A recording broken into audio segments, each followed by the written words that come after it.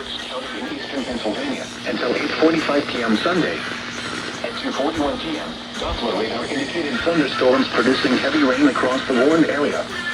Between 1 and 2 inches of rain have fallen. Additional rainfall amounts of 1 to 3 inches are possible in the warned area. Flash flooding is ongoing or expected.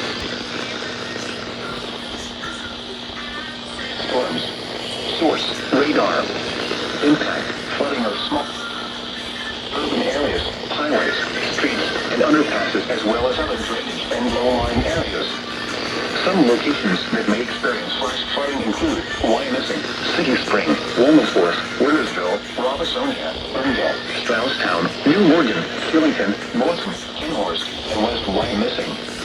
This includes the following highways: Interstate 78 in Pennsylvania between mile markers 10 and 30. Interstate 176 in Pennsylvania between mile markers 4 and 10. Turn around. Don't drown when encountering flooded roads. Most flood deaths occur in vehicles. Be aware of your surroundings and do not drive on flooded roads.